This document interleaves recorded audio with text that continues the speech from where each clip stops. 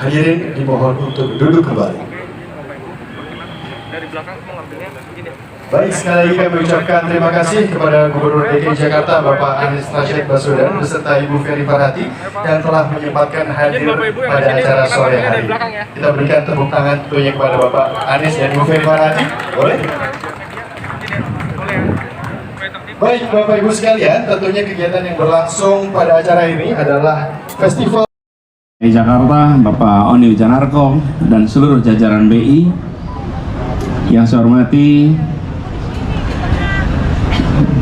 Ketua Tim Penggerak PKK Pemprov DKI Jakarta, Ibu Ferry Farhati, Direktur Utama Jakarta Experience Sport, Bu Novita Dewi, juga yang saya hormati pimpinan Regional Head Bank Mandiri Region 3 Jakarta 1, juga pimpinan wilayah 12 Bank BNI, kemudian seluruh pimpinan KAI yang hadir di sini, seluruh jajaran BUMN yang saya hormati juga, yang mewakili Pangdam yang hadir di sini, kemudian para tokoh masyarakat di kawasan Kota Tua, termasuk Pak Anhar yang saya hormati, kemudian Pak Wali Kota Jakarta Barat dan seluruh jajaran Pemprov DKI Jakarta.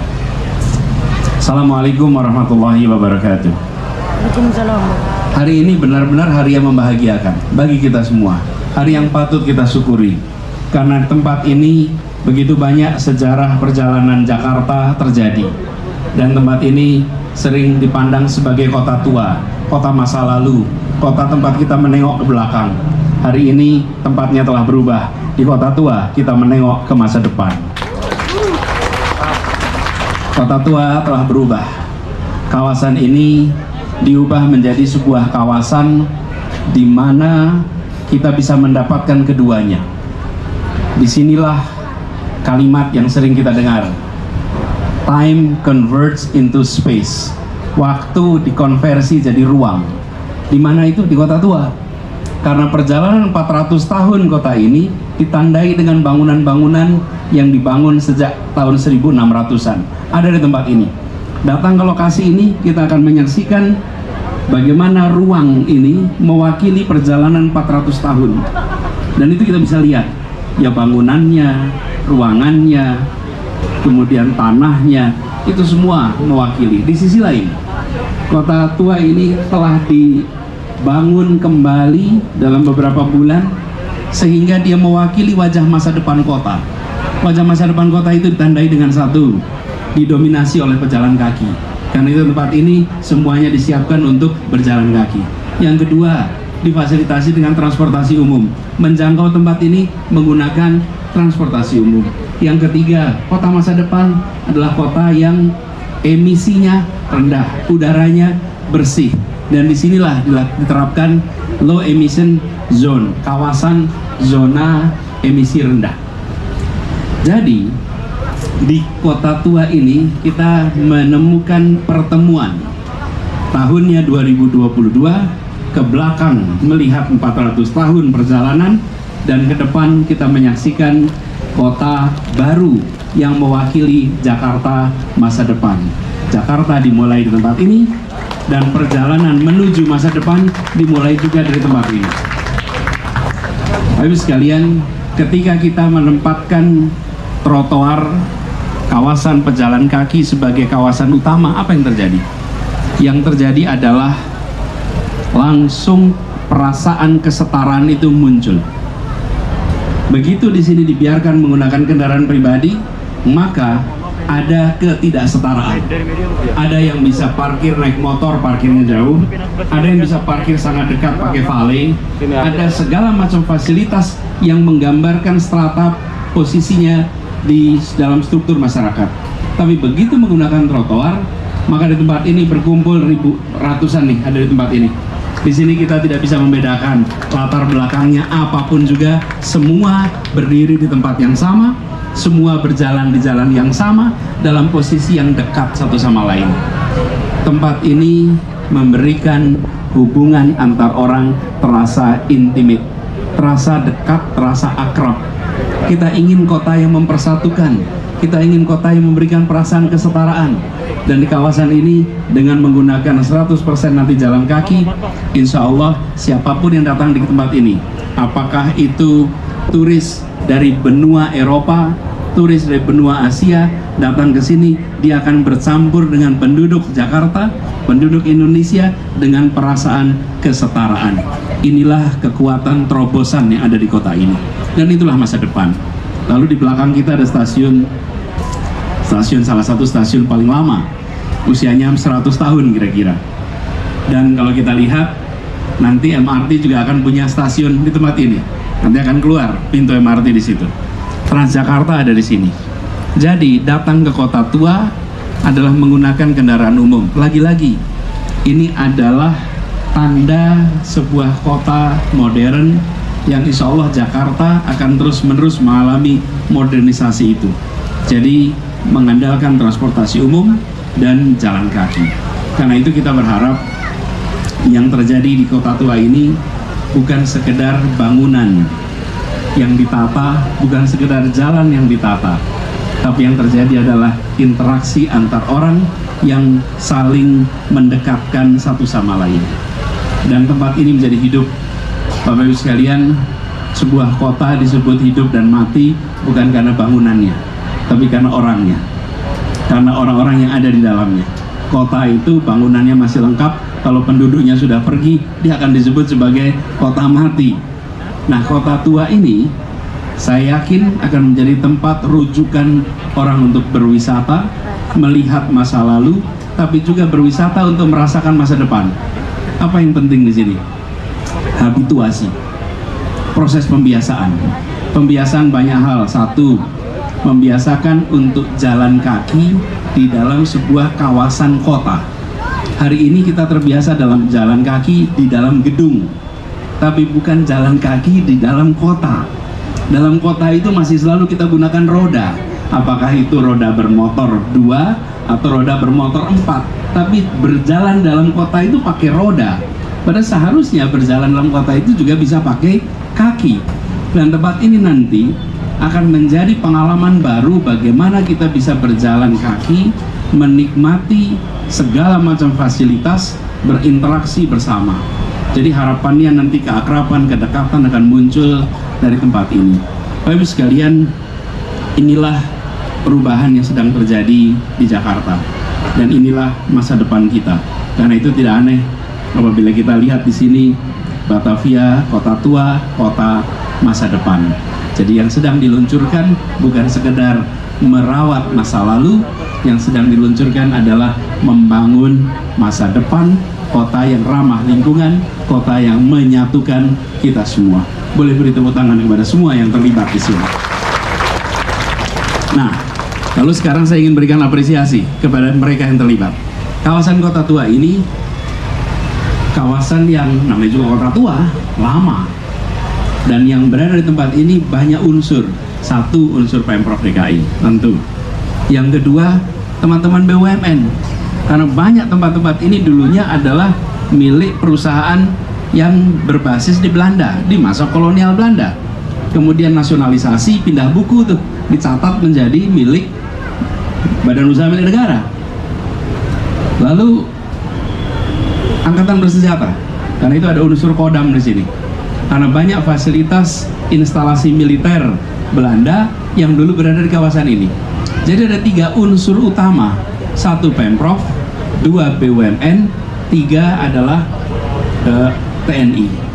Bila 3 ini tidak jalan sama-sama, ya ini tidak akan terjadi kemajuan di tempat ini. Ini terjadi justru karena apa? Karena 3-nya kolaborasi. Karena itu ketika peluncuran dulu, yang hadir 1 Gubernur DKI Jakarta, 2 Bapak Menteri BUMN, 3 Pangdam Jaya. Karena 3 ini, jadi tanpa ada kesamaan visi dari 3 institusi ini, peristiwa yang sekarang kita saksikan tidak akan terjadi. Ini karena kita bertiga bisa kolaborasi, kita bisa bekerja bersama, dan kita menempatkan kepentingan Republik di atas kepentingan institusi-institusi kita semua. Name tag-nya beda-beda. Lihat aja, name tag-nya beda-beda di sini. Tapi tujuan kita sama, kota tua maju, kota tua berkembang, dan kota tua tertata. Ini adalah awalan di kawasan ini, tapi keseluruhan kawasan ada sekitar 600 hektar ya Bu Nafi, 600 hektar kawasan ini. Jadi saya ingin berpesan kepada semua yang masih panjang tugasnya di Jakarta, baik itu BUMN, baik itu dari unsur TNI, baik itu Pemprov DKI Jakarta, yang masa tugasnya masih banyak, tolong dijaga. Proses ini berjalan terus sehingga sekitar 600 hektar ini nantinya bisa tertata dengan baik. Harus diingat, di sini bukan hanya bangunan bersejarah, di sini ada juga kampung-kampung tua. Dan kampung-kampung tua ini jangan dihilangkan. Kampung-kampung tua ini harus dirawat, dikembangkan, karena itu bagian dari sejarah perjalanan bangsa kita. Sebagian warganya kelihatan ada di sini nih. Nah nih, Kampung Kunir yang ada di sini. Ini saksi-saksinya. Mereka harus tetap hidup di kawasan ini dan menjadi bagian dari ekosistem kota tua. Bapak Ibu, tidak jauh dari sini ada kawasan pantai. Ini adalah keunikan yang tidak muncul tempat lain. Jadi saya boleh berpesan pada kita semua, jaga terus ini. Lalu jangan membayangkan kota tua menjadi sekedar tujuan wisata domestik Indonesia. Bayangkan ini menjadi salah satu tujuan kedatangan orang ke sini dari seluruh penjuru dunia. To see, to do, to observe, to buy, to learn. Kira-kira begitu di tempat ini. Datang untuk melihat, datang untuk berkegiatan, datang untuk belajar, termasuk datang untuk berekonomi di tempat ini. Jadi kami berharap sekali positioningnya bukan sekedar kota tua yang menarik di Indonesia, tapi kota tua yang menarik di dunia. Jadi KPI-nya adalah selain lebih banyak orang dari Jabodetabek datang ke sini, lebih banyak orang dari Indonesia datang ke sini, maka orang internasional harus makin banyak datang ke tempat ini. Bila itu terjadi, we're home. Dan orang-orang itu datangnya, tambah lagi, jangan pakai bis wisatanya mereka. Mereka harus datang naik transportasi umum datang ke tempat ini. Bila itu terjadi, maka tempat ini sudah at par, setara dengan tempat-tempat tua lainnya. Bapak Ibu sekalian, bagi kita-kita yang ditakdirkan berkesempatan melihat berbagai belahan dunia, kita sering ketemu dengan kota-kota yang sesungguhnya tidak setua Batavia, tidak setua Jakarta, tapi mereka membuat dongengnya, sehingga dongengnya itu menjadi luar biasa. Di tempat ini peristiwanya panjang, 400 tahun, tapi dongengnya tidak banyak dimunculkan, padahal begitu banyak peristiwa penting di tempat ini. Tiap-tiap titik di sini itu punya sejarahnya dan bisa menjadi sebuah pengalaman yang unik bagi siapapun yang datang. Jadi kami benar-benar berharap bahwa pengelolaan kota tua ini nanti ditata dengan amat baik. Dan kepada Jakarta Experience Board, terima kasih sudah berada di depan, memimpin proses ini semua, dan bekerja bersama dengan semua institusi. Bapak Ibu, yang pidato di sini hanya 2 orang, 3 orang, tapi yang bekerja di balik proses ini ada ratusan orang. Kita beri tepuk tangan kepada mereka yang bekerja di balik proses yang panjang ini. Semoga apa yang kita lihat di Kota Tua ini benar-benar nantinya menjadi inspirasi untuk kita membangun kota masa depan, dan saya berharap dijaga dengan baik. Pastikan satu hal yang harus ada di mana-mana, kesadaran bahwa di sini bergerak bebas emisi, bebas residu. Artinya bebas sampah. Jadi kalau ada sampah ditaruh di mana sampahnya? Bukan dikantongin, bawa pulang ke rumah. Jangan titipkan sampah itu pada petugas. Ini banyak petugasnya di sini nih. Tadi mana PPS itu? Sampah yang kita sebut sampah itu masukkan di tas kita, bawa pulang ke rumah. Jangan tinggalkan di tempat ini. Kebiasaan itu harus kita bangun, dan kita berharap ini menjadi contoh pengembangan sebuah kawasan. Ibu Bapak sekalian saya hormati, ini ditandai dengan festival yang sekarang sedang kita sama-sama akan jalani, Festival Batavia Kota Tua tahun 2022. Mudah-mudahan festival yang berjalan 3 hari ya, ini bisa berjalan dengan lancar. Saya ingin mengundang pada seluruh warga Jakarta dan sekitarnya, mari datangi Kota Tua, mari kita lihat Kota Tua yang hampir tuntas pembangunannya, dan kita ramaikan Festival Kota Tua dengan mengucap Bismillahirrahmanirrahim. Pada hari ini Jumat 26 Agustus tahun 2022, Festival Batavia Kota Tua secara resmi dinyatakan dibuka.